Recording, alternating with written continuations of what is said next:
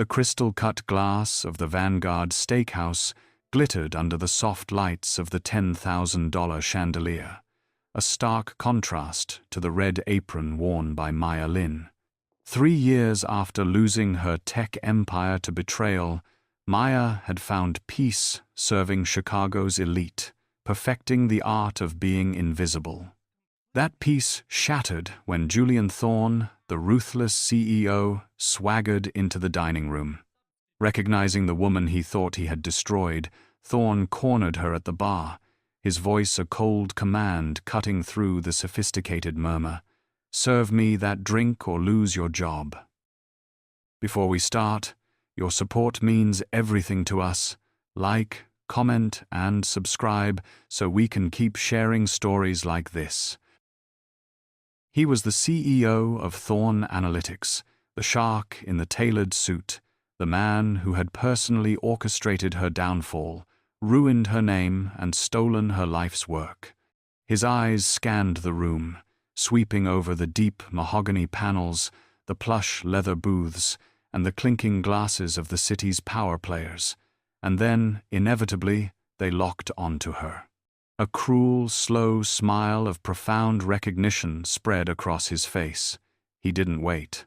He cornered her at the polished oak bar, the scent of his expensive cologne, a sharp, metallic scent she remembered from countless tense board meetings, washing over her like a wave of nausea. His voice was a cold, precise command, slicing through the sophisticated murmur of the restaurant as he pointed to an empty, dust-free spot on the top shelf. A spot where the legendary 25-year Glenn Farrow usually sat. "I want that one." Maya's heart hammered against her ribs, a frantic bird trapped in a cage. The familiar, cold dread mixed with a hot, sickening flash of shame and profound anger. She gripped the white polishing cloth in her hand, her knuckles turning white, but her face remained a perfect mask of professional calm. She had practiced this expression in the mirror. For 3 agonizing years, she had perfected this smile, this shield. "I apologize, sir. That vintage scotch is currently out of stock. We do have an excellent 18-year reserve if you would perhaps like to try." Thorne leaned in, invading her personal space, his voice dropping to a low, venomous sneer. He was clearly enjoying her humiliation, savoring this grotesque power he still held over her. "I don't care if it's out of stock. Find it. Go to the cellar. Go to another restaurant down the street and buy it. I want that drink, and you will serve it to me." He paused, a masterful orator of cruelty, letting the silence stretch, letting the eyes of the curious patrons at the bar drift toward them, sensing the shift in the air. "Or you'll lose your job." His words hung there, sharp and heavy. The high-end atmosphere was suddenly thick with an immediate, suffocating tension. It was never about the scotch, it was about servitude. It was about re-establishing the terrible, toxic power dynamic from her past, proving that even here, in her new, humble life, he still owned her, still controlled her fate. Maya kept her breathing steady, a practiced meditation she had perfected over the last 1,095 days. She would not let him break her, not again, not here. Her voice was a low, smooth monotone devoid of the tremor that shook her hands.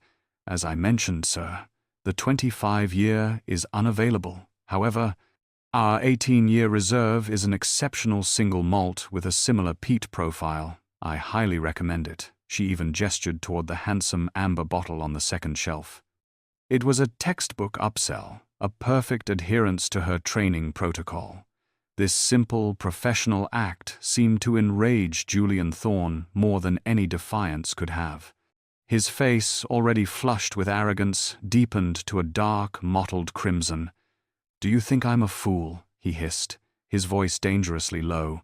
"Do you think I want your pathetic recommendation? I told you what I want." Before Maya could even blink, he brought his open palm down on the polished oak bar with a sound like a gunshot. Crack. The sound echoed through the entire restaurant. Glasses rattled. Conversation ceased, Every eye in the Vanguard Steakhouse snapped toward them. The bartender, a young man named Leo, froze mid-polish, his hand hovering over a wine glass, his face pale with shock. Thorne loved the attention. He fed on it. He rose slightly from his stool, leaning over the bar, a predator cornering his prey. Enough. I don't want your excuses. I want obedience. You were disobedient 3 years ago, and I crushed you. You're being disobedient now. He pointed a finger at her face, his hand trembling with rage. You think this little apron protects you? You think this minimum wage job is your refuge? He laughed, a short, barking sound that held no humor. I will buy this entire restaurant. Do you hear me? I will buy the whole Vanguard group. I don't care what it costs. My office will have an offer on the owner's desk by 9 a.m. tomorrow, and my first act, my very first act as the new owner, will be to walk in here, find you, and personally escort you to the street. I will make sure you are blacklisted from ever serving a drink in this city again. You will be back on the street where you belong. The sheer, venomous specificity of the threat validated the title of her life's darkest chapter. He wasn't just threatening her job, he was threatening her survival, her very existence. The elite patrons watched, their expressions a mixture of horror and morbid curiosity. This was theater to them. To Maya, it was the cold, terrifying echo of her past, a promise that Julian Thorne would never, ever let her go. The silence in the Vanguard Steakhouse was absolute, a heavy blanket smothering the clinking of ice and the murmur of conversation. Every patron, every staff member was frozen, waiting for the waitress to burst into tears, to beg for her job, to crumble under the weight of such a public and brutal threat. Julian Thorne's smirk widened, anticipating the delicious collapse. But the Maya Lin who had fled New York 3 years ago, the one who had cried for weeks in a tiny, rented room, was gone. That woman was buried under layers of hard-earned calluses and quiet dignity. The humiliation was still present, a cold, heavy stone in the pit of her stomach, but it was no longer a fire that could consume her.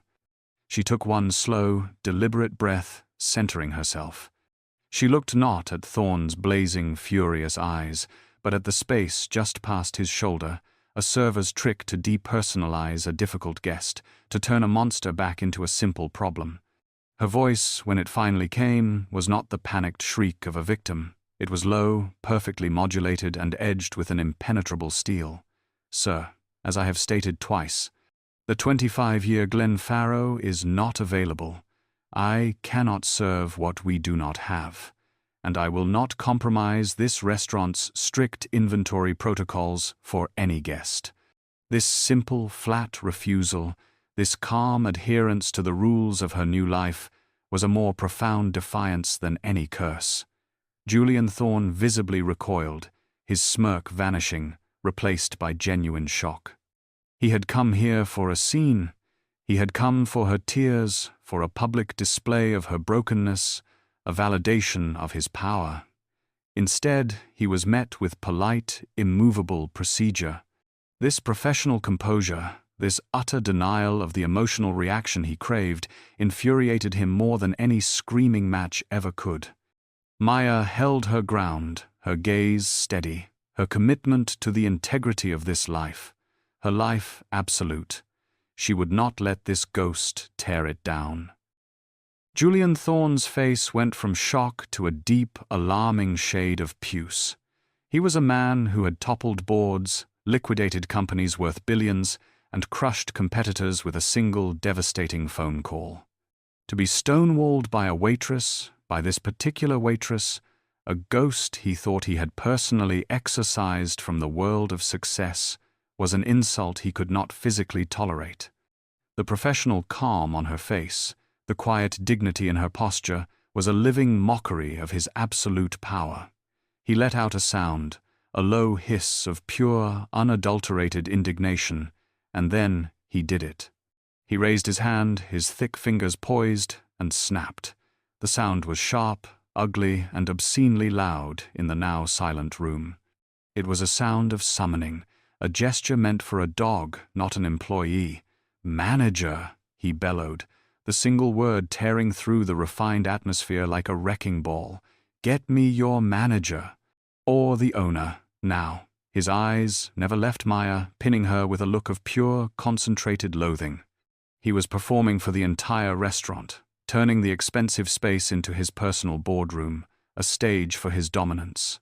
The sophisticated murmur of the Vanguard Steakhouse died instantly. A woman at a nearby table, dripping in diamonds, audibly gasped. Diners who had been politely ignoring the tension at the bar now stared openly, their forks frozen mid-air, their expressions a mix of fear and fascination. The entire ambiance of expensive, curated comfort evaporated, replaced by the raw, uncomfortable stench of ugly corporate entitlement. It felt less like a five-star restaurant and more like a hostile takeover. A nervous-looking busboy, barely 20, scurried away toward the back office. Thorne pointed a trembling finger directly at Maya, his voice carrying to every corner. This employee is insolent, incompetent, and has directly refused a simple request from a guest.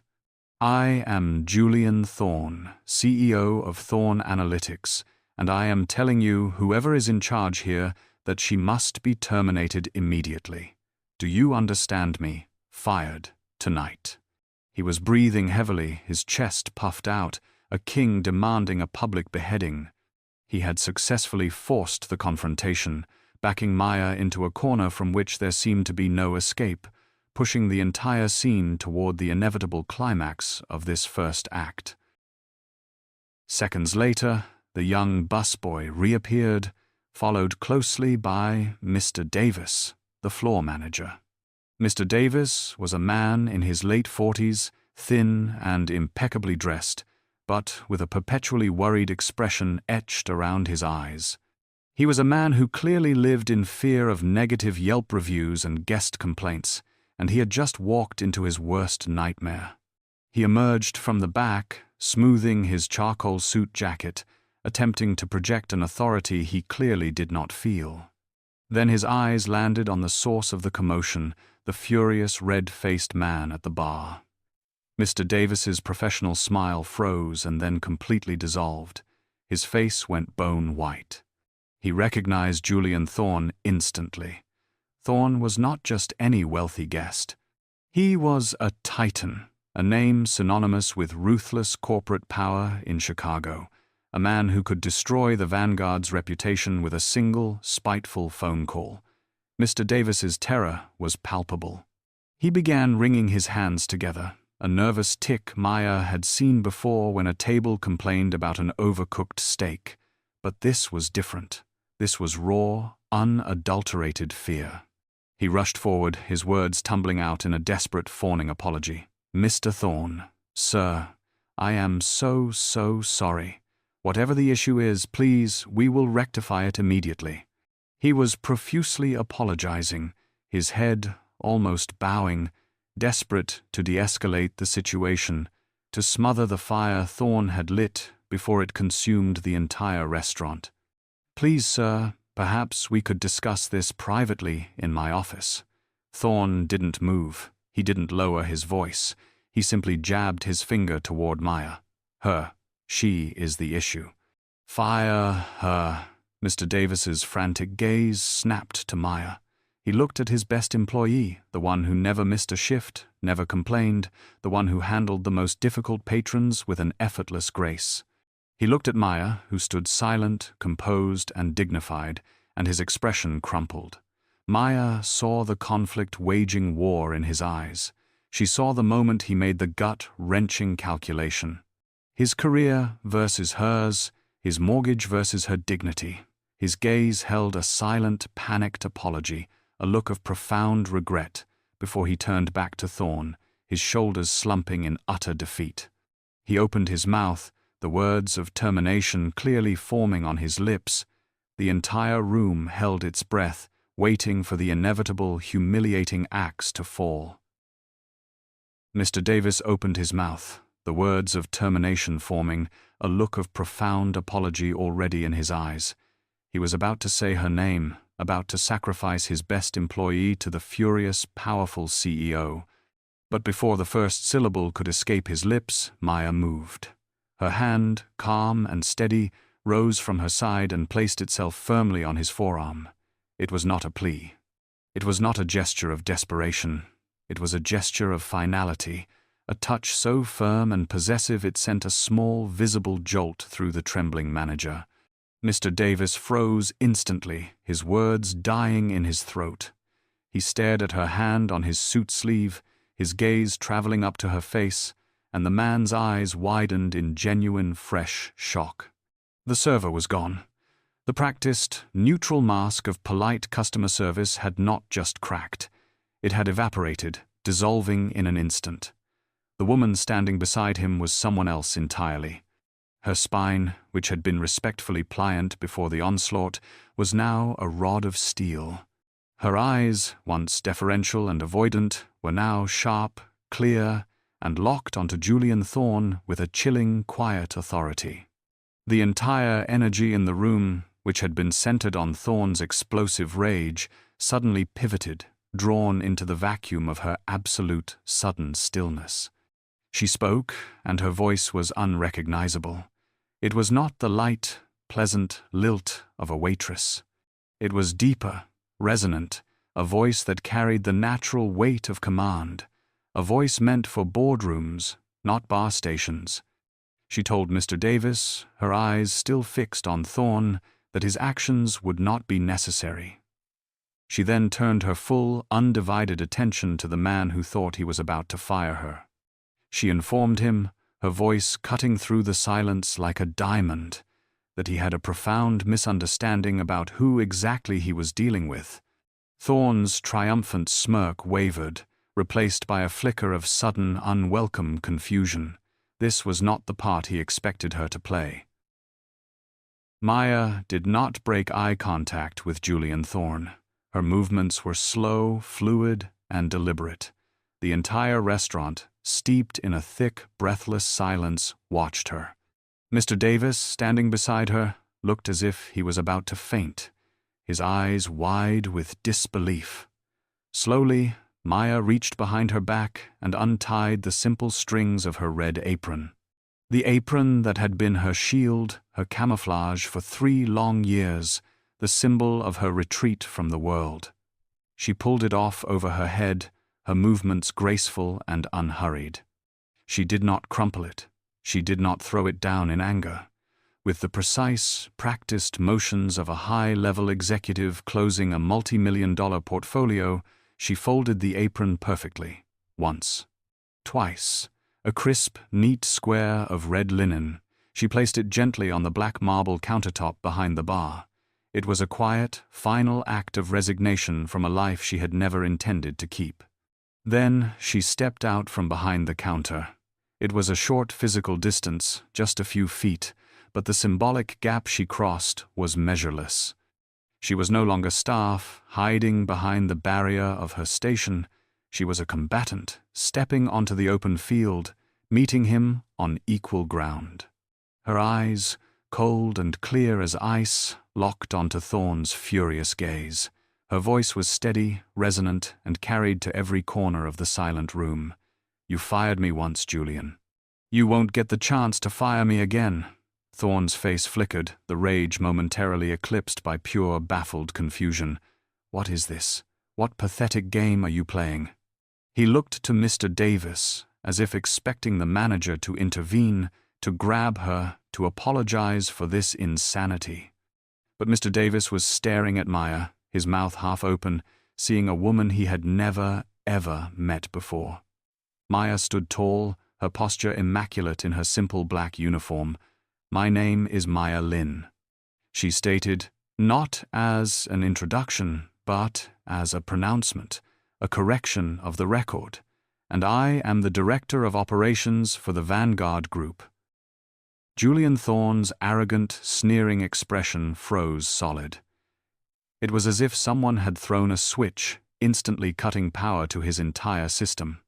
The deep, mottled red that had suffused his features moments before drained away rapidly, leaving his face a sickly, pale, chalky white. He stared at Maya, his mouth opening and closing silently, a grotesque pantomime of speech, like a fish pulled from the depths, gasping in an alien atmosphere. The single word director hung in the air, an impossible, absurd, and deeply offensive contradiction to the red apron she had just so calmly folded. Director. He finally stammered, the word cracking, his voice no longer a theatrical bellow but a reedy, confused, and profoundly uncertain whisper. Director of what? He let out a short, incredulous laugh, but the sound was thin, brittle, and held zero conviction. It was the sound of pure, panicked disbelief, a desperate attempt to reset the scene to one he understood. No, he said, shaking his head, his eyes darting from Maya to Mr. Davis and back again, trying to reassert his version of reality onto the situation. That's impossible. You're nobody. You're a waitress. He looked around wildly, as if appealing to the silent, watching patrons of the restaurant to confirm his world view, to tell him that the woman in the simple black uniform was indeed just a servant. I destroyed you, Maya. I made you a pariah. I leaked the stories myself, the instability, the incompetence, the fabricated evidence of corporate espionage. I made absolutely certain that every firm on Wall Street and in Silicon Valley knew you were toxic. You were finished. His mind was visibly, frantically racing, trying to reconcile the woman he had buried 3 years ago with the woman standing before him, radiating an authority that eclipsed his own. You were bankrupt. He hissed, the words spoken more to himself now, a desperate litany to ward off the impossible truth. I saw the reports. I personally oversaw the asset seizure. You lost everything. You had nothing. You cannot be a director of anything. You are a failure. You are serving me drinks because that is all you have left. The atmosphere in the Vanguard Steakhouse was no longer just silent. It was breathless, vacuum-sealed. Every patron, every waiter, even the line cooks peering with wide eyes through the diamond-shaped window of the kitchen door, was held utterly captive. This was no longer a rude, wealthy guest berating staff. This was a high-stakes corporate drama, a ghost story unfolding in real time. Mr. Davis, standing beside Maya, looked as if he had seen that ghost himself. He was staring at Maya, this woman he had managed for 2 solid years, this quiet, reliable, unflappable server, and he was seeing for the very first time the formidable steel and glacial power she had kept so perfectly, so completely hidden. Thorne's confident mask of rage was not just cracking. It was shattering, and the fury was being rapidly replaced by a much colder, more primal and far more potent emotion. Pure, unadulterated fear. This was a variable he had not accounted for. Maya did not stay behind the bar. That was a barrier, a line of defense, a symbol of her station, and she no longer needed it. With slow, measured, deliberate steps, she walked out from behind the counter and onto the main dining floor. The sound of her simple, flat-soled black shoes on the polished hardwood floor was the only sound in the entire vast restaurant. It was a terrifying metronomic clock ticking toward a final judgment. She was no longer walking like a server, balancing invisible trays, weaving expertly between tables with a deferential posture.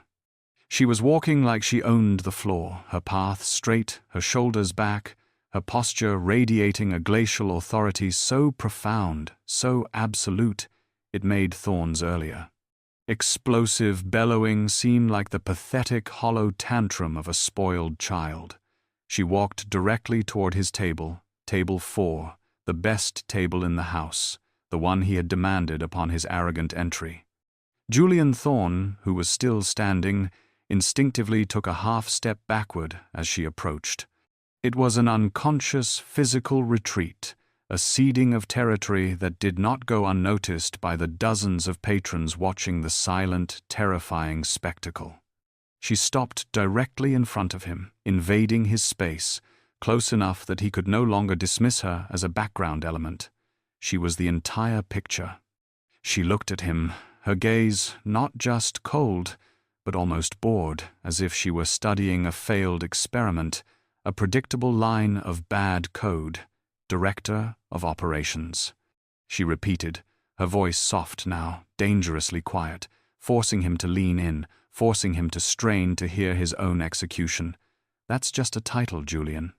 A name I put on the incorporation papers. It's a title I use when I want to inspect my kitchens, or check the service standards without causing a panic. Or, she paused, letting the final blade twist with agonizing precision, when I want to remind myself what it feels like to earn an honest living. Thorne's confusion was now visibly warring with a rising, sickening panic. What? What are you saying? What papers? He looked desperate. Mr. Davis, still frozen near the bar, looked as if he might genuinely collapse, his mind clearly unable to process the tectonic shift in reality. Maya smiled. It was a thin, sharp, humorless smile that held no light, no warmth, only the cold satisfaction of a long-delayed checkmate. I am saying, Julian, that I founded the Vanguard Group. I own this restaurant. I own the building you are currently standing in. I own the Vanguard property in New York, and I own the one opening in London next spring. You are not a guest here. You are a trespasser in my house. The camera of the story lingered on Julian Thorne's face. His confidence did not just crack, it shattered, exploding into a million pieces. This was not just failure. This was annihilation. The woman he had destroyed, the woman he had just tried to humiliate and fire from a minimum-wage job, was not just a survivor, she was an empress. The fury was still there, a hot, acidic bile rising in his throat, but it was now choked, suffocated by a much greater, more profound and utterly devastating realization. He had not just picked a fight with a waitress. He had walked into the lion's den and tried to order the lion to serve him a drink. The power reversal was not just complete, it was absolute. Maya did not stand over him. That was a gesture of brute force, a bully's tactic. That was his move. Her movement was one of pure glacial power. She slid gracefully into the plush leather booth, directly across from him, her posture immaculate. She sat, her back straight, her hands folded calmly on the polished mahogany table, as if she were a chief executive officer arriving for a performance review she was about to deliver, not the other way around. Julian Thorne remained standing, his position now awkward, ungainly, looming over her like a thundercloud that had lost its charge. He was trapped. He couldn't sit, as that would be accepting her frame of control, an acknowledgement of her superior status. He couldn't leave, as that would be fleeing, a public admission of his utter defeat in front of dozens of Chicago's most powerful figures. He was frozen, his mind visibly, frantically scrambling to find a foothold in this new, nightmarish reality. He sputtered, his voice a pathetic, reedy shadow of its former bellow. Settlement. What settlement? There was no settlement. I made you sign an NDA. I made you sign away everything for pennies. I buried you. Maya's thin, cold smile returned, a sliver of ice. You didn't bury me, Julian. You just planted me. You were so focused on Cygnus, on the company you were stealing, that you forgot about the other partners. The ones you forced me to defraud by proxy. You forgot about the angel investors I brought in, the ones who saw my vision, not yours. When you pushed me out, you didn't just betray me. You betrayed them, and unlike me, a 27-year-old woman you could easily paint as unstable and emotional, they were old money titans with legal teams that could chew yours for breakfast. They didn't want the company. They wanted their pound of flesh. They sued you, Julian, remember. That quiet little lawsuit you settled out of court 3 months after my termination. The one you paid 8 figures to make disappear from the press. You thought you were paying them off. She leaned forward, her voice dropping, forcing him to lean down just to hear her. They didn't want the money for themselves. They wanted justice for me. They knew you were a fraud. They gave me every single cent of that settlement, Julian. Enough to disappear, yes. But not in the way you intended. Enough to start over. Enough to build an empire, brick by silent brick, while you were busy celebrating your own theft. This. She gestured around the opulent room, at the glittering chandeliers, the perfectly dressed staff, the hushed, expensive ambiance. This isn't about revenge, this is about resilience. You tried to erase me. You tried to make my name, Maya Lin, synonymous with failure and instability. So I built a new identity. I built Vanguard. I built a business on the one thing you can never understand: integrity, hospitality. We don't sell steaks here, Julian. We sell respect, a concept I know is foreign to you. My new identity, my new life, it wasn't built on plotting your downfall. It was built on my absolute, unwavering courage to refuse to disappear.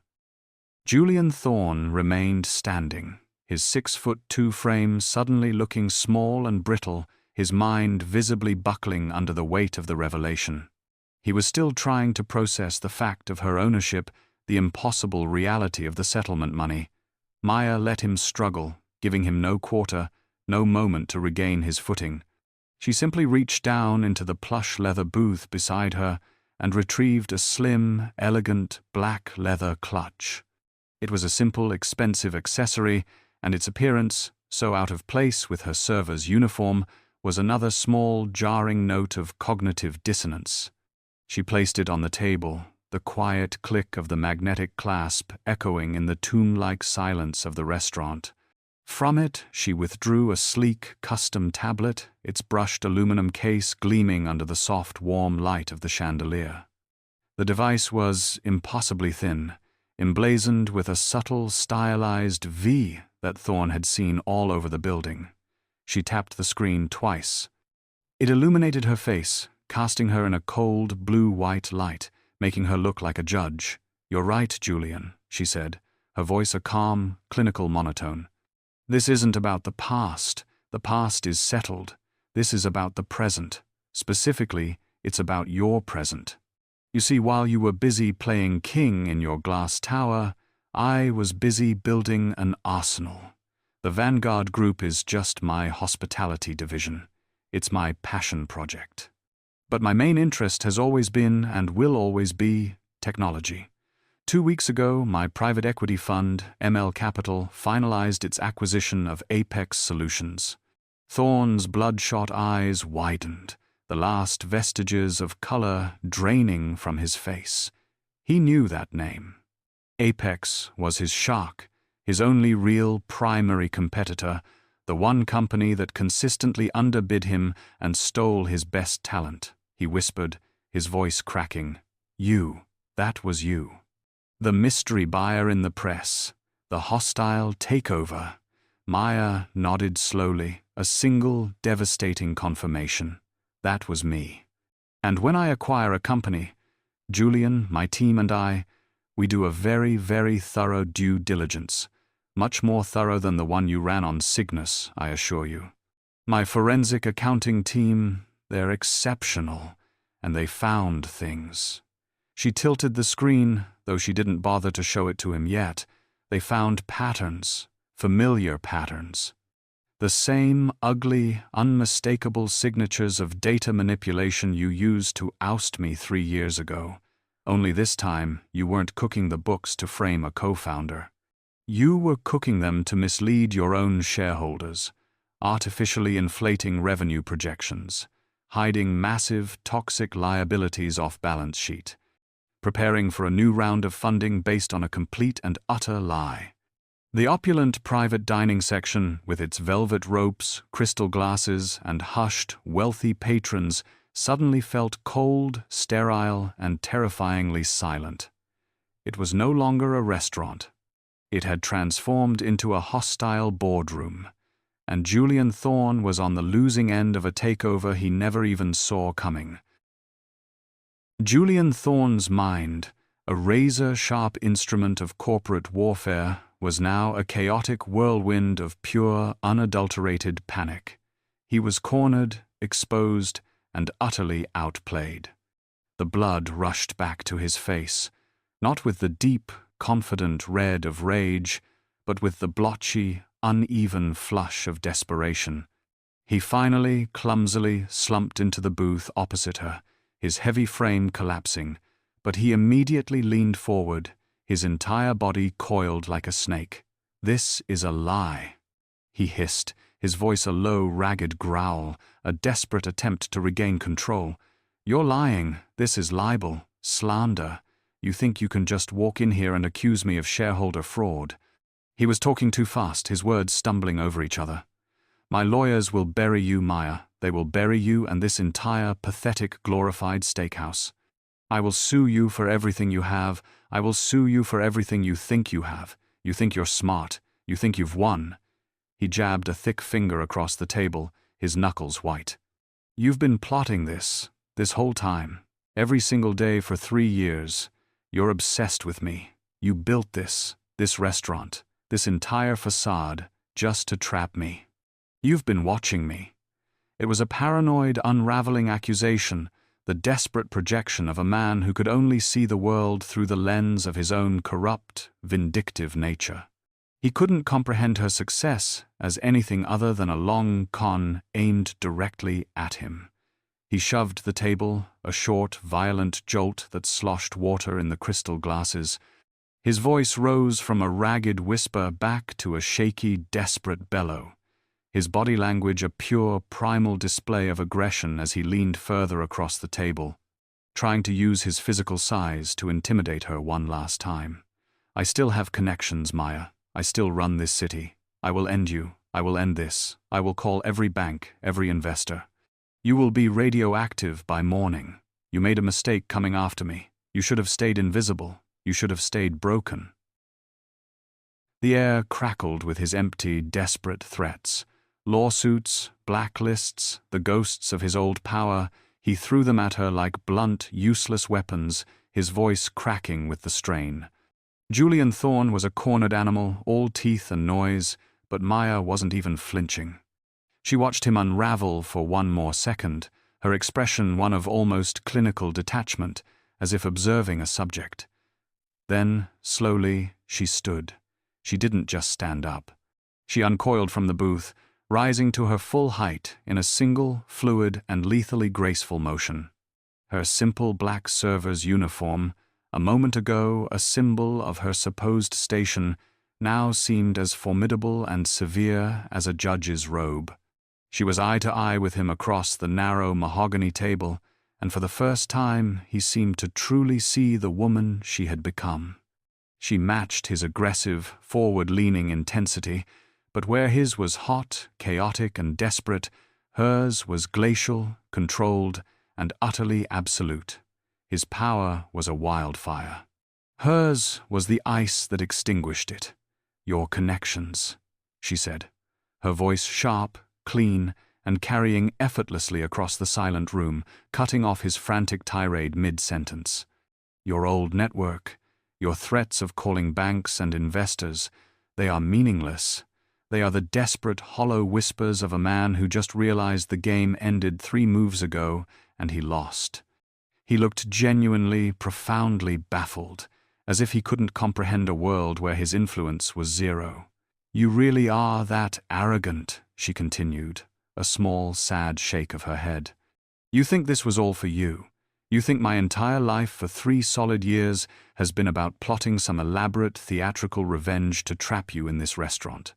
She almost laughed, a cold, dry sound. "I didn't plot revenge, Julian. I chose success. I built an empire based on integrity, on real value, on everything you pretend to have, while you were busy building a hollow, fraudulent house of cards.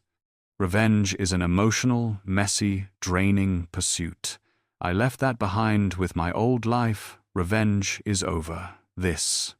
She gestured to the tablet still glowing on the table, to the restaurant around them, to the man he had become. "This is just business. And as in any business, a bad investment must be liquidated. A liability must be cut." She held his gaze, her eyes cold and final, and prepared to deliver the immediate consequence of his actions, the final, decisive cut.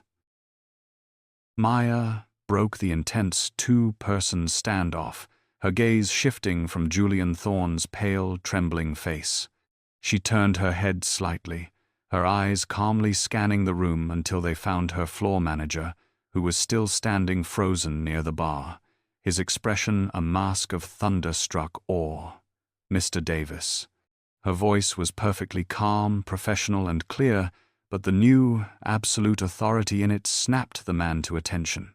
Mr. Davis, who had been wringing his hands in terror just moments before, visibly straightened, his shoulders squared, his chin lifted. The terrified, obsequious employee vanished, replaced instantly by a confident executive adjutant who had just been given a clear, non-negotiable directive from his true boss.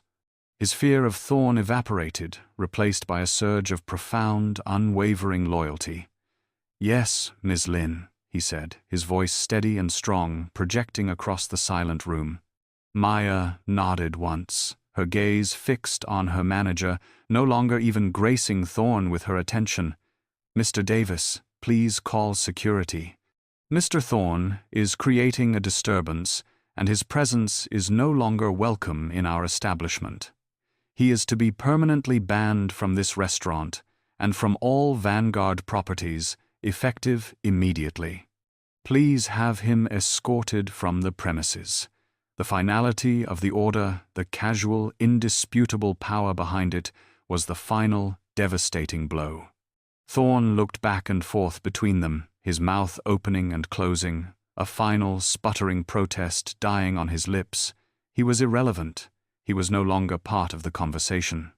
Maya then picked up the small, embossed leather bill folder that had been sitting on the table, where Thorne's untouched glass of water still sat sweating. Inside was the check for that single, insignificant item. She glanced at it, then quietly handed the folder to Mr. Davis, a final, professional instruction. "And please ensure Mr. Thorne settles his bill before he leaves." The quiet, procedural insult was perhaps the most cutting of all. He was not a titan, he was not a king. He was just another disruptive customer who had to pay his tab before being thrown out. Julian Thorne stood there, completely neutered, his face a mask of disbelief and impotent fury. The towering rage, the suffocating arrogance, it all just collapsed inward, leaving a hollow, trembling shell of a man. He looked from Maya, who hadn't even bothered to watch him, to Mr. Davis, who now held the leather bill folder with a rock-steady hand, his expression one of pure, unadulterated resolve. The humiliation was absolute, a systemic shock. He was being treated like a common drunk. Before he could even muster a final, pathetic protest, two large men in impeccably tailored black suits emerged silently from a side door near the entrance. They were the Vanguard's internal security, discreet, professional, and built like solid granite. They didn't rush. They simply glided through the tables and flanked Julian Thorne, their presence a calm, non-negotiable wall. One of them, a man with a calm, impossibly deep voice, simply said, "Sir." "This way, please." Thorne, sputtering about lawyers and ruin, looked around the room one last time, searching for an ally, a witness to this grotesque injustice. But there was no one. The patrons, Chicago's elite, his supposed peers, watched with a quiet, fascinated awe. They were not on his side. They were witnessing a far more compelling story, the cool, clean, and utterly silent execution of a bully. There was no pity in their eyes, only a profound, almost palpable wave of respect for Maya, who remained standing by the table, calm and untouched. As the security men firmly, irresistibly guided the sputtering, red-faced CEO toward the grand entrance, his threats losing all meaning and dissolving into the sophisticated ambiance, a visible ripple of relief and quiet admiration washed over the entire staff. Mr. Davis let out a long, slow breath, he seemed to have been holding for his entire career. He looked at Maya, his eyes shining with something between terror and outright worship. The entire restaurant, once frozen in fear, collectively exhaled. The tension didn't just break, it dissolved, replaced by a warm, buzzing atmosphere of pure, unadulterated justice. The king had been publicly, cleanly, and devastatingly dethroned, not by a rival monarch, but by the waitress he had tried to destroy. It was the perfect emotional release for everyone who had ever been on the receiving end of his power.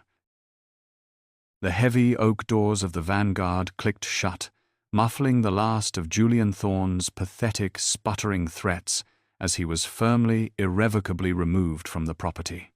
The silence that fell in his wake was profound, but it was no longer the cold, breathless, suffocating tension of before.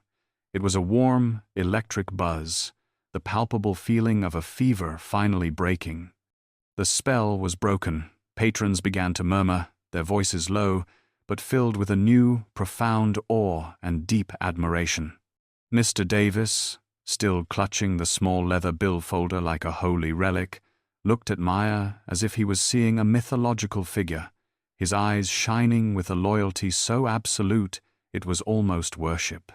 Maya herself finally let out a long, slow, shuddering breath she felt she had been holding for 3 solid years. The adrenaline began to recede, leaving her standing in the center of her restaurant, suddenly, acutely aware of her simple, out-of-place black server's uniform. It was in this quiet, victorious, and surreal aftermath that a new figure emerged. A man stood up from a discreet, shadowy corner booth, a table Maya hadn't even registered during the chaos.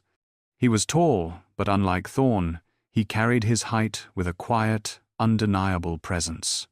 He was dressed not in a flashy, arrogant suit, but in an impeccably tailored dark wool blazer that spoke of understated class and old money. This was Alex Chen, one of the most powerful and deeply respected venture capitalists in the city, known for his integrity and his uncanny ability to spot true genius. He had been dining alone, a silent, discreet, and utterly fascinated witness to the entire, spectacular confrontation. He walked toward her, his footsteps measured and silent on the hardwood floor, his eyes never leaving her face. He didn't gawk, he didn't look shocked. He looked profoundly, genuinely impressed. He stopped a respectful few feet away, a warm, intelligent, and incredibly knowing smile touching the corners of his mouth, his dark eyes crinkling with sincere admiration. He tilted his head slightly, a silent, graceful acknowledgement of the sheer mastery he had just witnessed. "The waitress," he said, his voice a low, warm, and amused contrast to Thorne's earlier brutality, "serves justice far better than she serves scotch, Ms. Lynn." The casual, immediate use of her true name, the effortless recognition of her true self, struck her more deeply than Thorne's hours of insults ever could. This wasn't just the introduction of a new, handsome stranger, it was the pivot. The long, bloody battle for her past was finally, completely over. The invitation to her future had just arrived. A genuine, unpracticed smile finally touched Maya Lin's lips, a warmth that reached her eyes as she looked at Alex Chen. He saw her, truly saw her, not as a symbol but as a person. It was a grounding, centering feeling after the chaotic storm of the confrontation. She gave him a small, grateful nod, a promise of a future conversation, before turning her attention to the man who was, technically, still her manager. Mr. Davis stood frozen by the bar, still clutching Julian Thorne's bill folder, his face a mask of pure, unadulterated awe. The entire staff, from the busboys to the bartenders, was watching her, not with fear, but with a fierce, dawning pride. Maya walked back behind the bar one last time. It no longer felt like a cage or a hiding place, it was simply a station, a part of her history. She reached down and picked up the perfectly folded red apron, the one she had placed on the counter just minutes before. The cotton fabric felt impossibly heavy in her hands, weighted not with linen, but with 3 long years of survival, 3 years of forced humility, 3 years of silent, grinding work. She held it out to Mr. Davis. He looked at the offering, his eyes wide and confused, and he didn't move to take it. His mind was still catching up to the seismic shift in his reality. Maya's voice was softer now, the glacial ice of the CEO replaced by the warm, quiet strength of a leader. "Keep this for me, Robert," she said, using his first name for the first time, signaling the end of their old dynamic. "Please, make sure it stays clean. I want to frame it." Robert Davis finally seemed to break from his trance. He looked from the apron to her face, and a slow, wide, genuine smile of pure, unadulterated joy spread across his features. He took the apron from her, handling it with the reverence of a holy relic. Maya smoothed down the front of her simple black uniform, the last vestiges of her camouflage. "This outfit," she said, her voice loud enough for the staff to hear. It served its purpose well. "But I believe I'm going to need a new uniform for my new role starting tomorrow. Something a little more appropriate for the boardroom." A relieved, happy laugh bubbled up from Leo, the young bartender. The entire atmosphere in the Vanguard Steakhouse was transformed. It was light, it was hopeful, it was proud. This chapter, the long, painful chapter of her life spent in hiding, was officially, definitively, and victoriously closed. Alex Chen stepped closer, his warm, admiring smile a stark contrast to the cold, hostile energy that had filled the room just moments before. He did not just look at her. He looked at her with a recognition that went far beyond her current uniform or her newly revealed title. His gaze was one of an equal, a fellow strategist who had just watched a grandmaster win a difficult match. "That was an extraordinary display of control, Ms. Lin," he said, his voice low and sincere. "I have not seen a hostile takeover executed that cleanly since, well, ever. And certainly not in a steakhouse." Maya finally allowed herself a real, unguarded laugh. It felt rusty, but good. "I appreciate that, Mr. Chen, though I hope the floor show did not ruin your dinner." "On the contrary," he replied, his eyes crinkling. "It was the best show in Chicago. It is also," he added, pausing with perfect timing, "an incredible coincidence. I have been trying to find the mind behind the Vanguard Group for 6 months. It seems I was just dining at the wrong table." He reached into his blazer pocket, not for a phone, but for a simple, elegant business card. "I am putting together a new venture, a tech fund focused entirely on ethical AI and sustainable architecture. We are breaking ground, but I have been missing the final piece, a partner with both tech expertise and a proven ironclad moral compass. I was beginning to think that person did not exist." He held out the card. "I would like to invite you to a real celebratory dinner tomorrow night, somewhere you do not own, so you cannot be called away to fire a CEO. We can discuss my proposal." As he spoke, the narrator's voice confirmed the inevitable aftermath. News of the incident at the Vanguard, witnessed by 24 of Chicago's most powerful influencers and business leaders, spread faster than wildfire. By the 9 a.m. market open, Thorne Analytics' stock, already teetering from the Apex acquisition, did not just drop. It plummeted, triggering a full-scale investigation by the SEC. Julian Thorne's career was over, ended not by a lawsuit, but by a waitress with a better strategy. Maya looked at the card in Alex Chen's hand, then up at his intelligent, hopeful eyes. This was not just an invitation to dinner. It was an invitation back into the world she had loved, but on her own terms, alongside an ally, not an enemy.